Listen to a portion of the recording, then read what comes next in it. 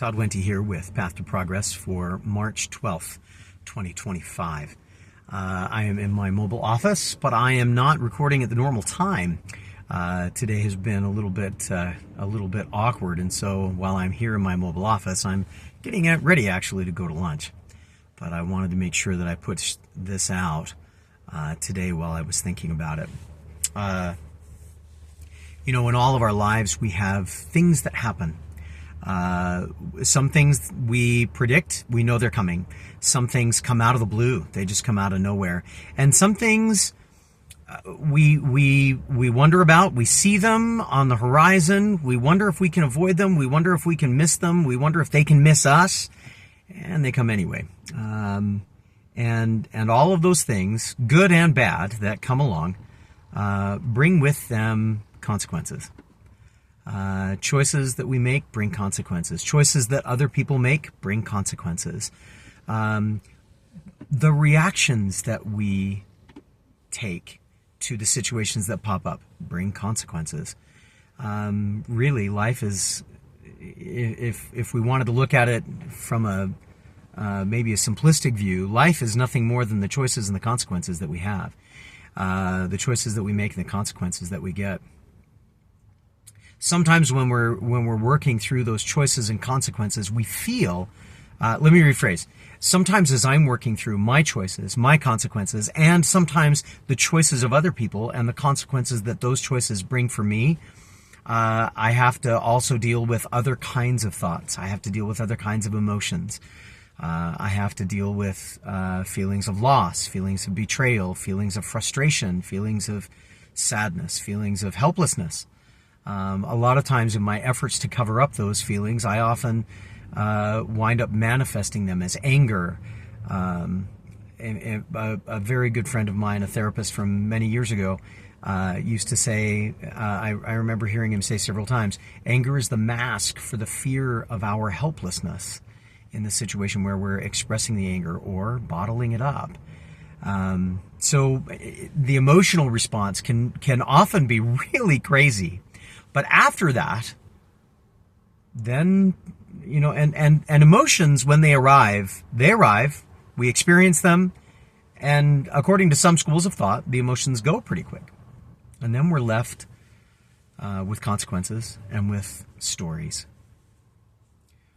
The stories that we tell ourselves, especially the stories that we tell ourselves repeatedly, are the ones that have the most impact on who we are and how we respond to the consequences. Notice I'm saying respond to the consequences, and I need to make this more personal. I'm trying to remember that the stories I tell myself about all of the things that are going on impact how I respond to the consequences of the events in my life, of the choices of myself and of others.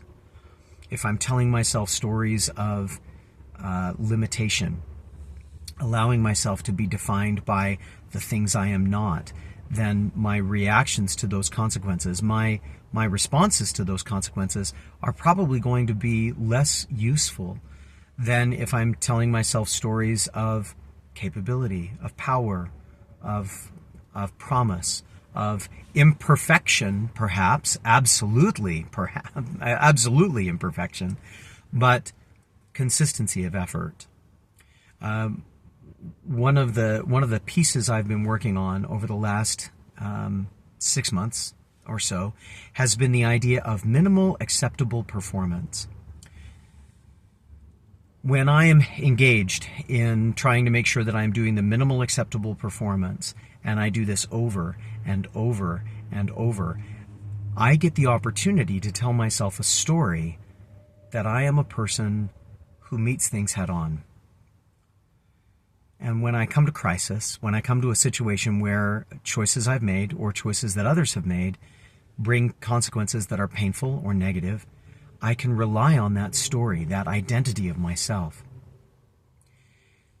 I'm recognizing today, as I'm dealing with some of the consequences of one of those situations, that I don't feel that as much as I wish I did. And so rather than tell stories of my weakness, of my compromised status, of my inability to control my destiny and move forward, I'm trying to tell myself stories about myself that are true about how I pick myself up and try again. I'm trying to tell myself stories about the fact that I can win little victories that will lead to big victories. I'm trying to tell myself for the next 12, 13 hours, I can handle this. If this is useful for you, I hope you can find a way to apply it. If you know someone who this might be useful for, I hope you can share it with them so that they can try and apply it. All of this is about trying to make progress, about not getting stuck in the consequences of situations, but rather trying to make progress out of those situations to a place where I can experience joy.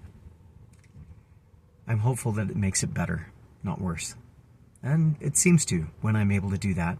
I hope it will do the same for you. In fact, I know it will. My name is Todd Wente. This has been the Path to Progress, part of the Daily 180 series.